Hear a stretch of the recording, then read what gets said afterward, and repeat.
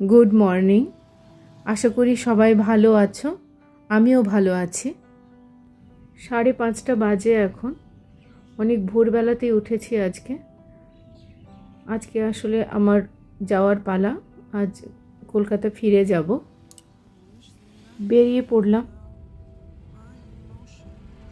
7টা বাজে হবে এখন যখন শুরু করেছি।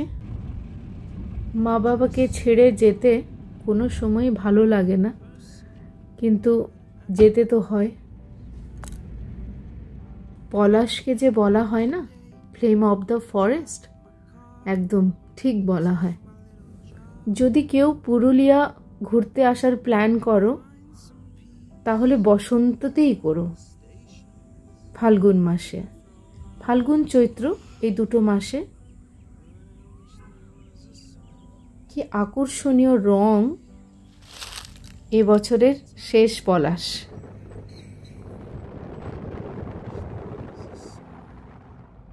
যাচ্ছে না, এরা কিন্তু বাড়ি ফিরে যাচ্ছে না, এরা আর ফিরে না আসার দেশে যাচ্ছে। এরা আর কোনোদিনও বাড়ি ফিরবে না।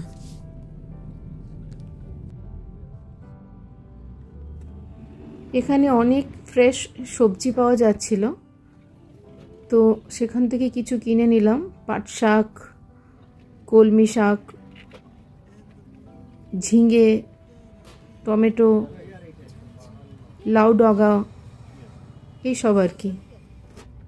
আমাদের নেক্সট ডেস্টিনেশন বনলতা রিসর্ট, ওখানেই আমরা ব্রেকফাস্ট করি। Forest is the best port of the wise man, indeed. কিন্তু দেখো, ঠিক তার পাশেই ফরেস্ট কেটে কাঠ জমা করা আছে।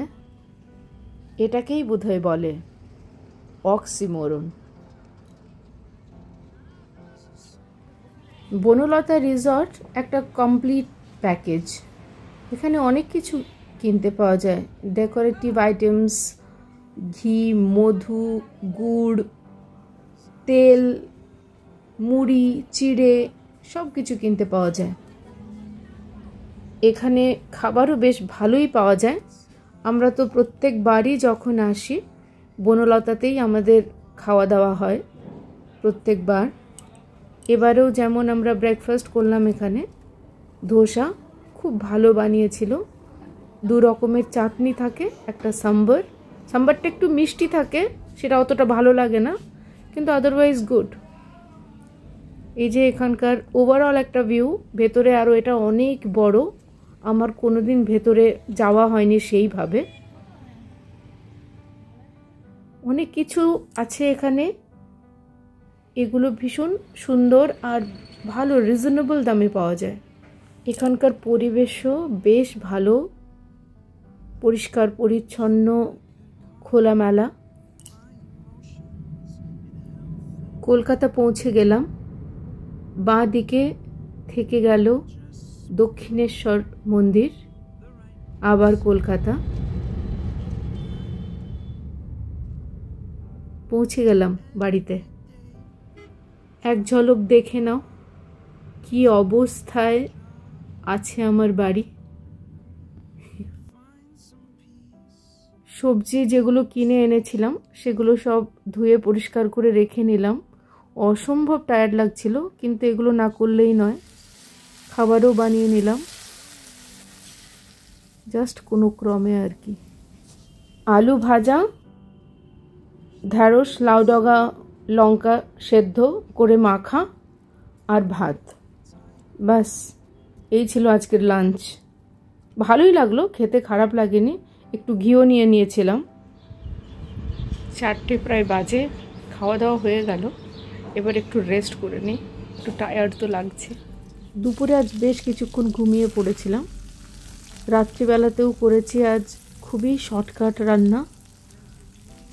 টমেটো আর বেগুনের ভর্তা করেছিলাম, পেঁয়াজ, রসুন, কাঁচা লঙ্কা, একটু মশলা টশলা দিয়ে মেখে টেখে, ব্যাস এই, আর কিছু না। ভীষণ সিম্পল, কিন্তু খেতে বেশ ভালোই লাগে। এটা খেতে খারাপ লাগে না।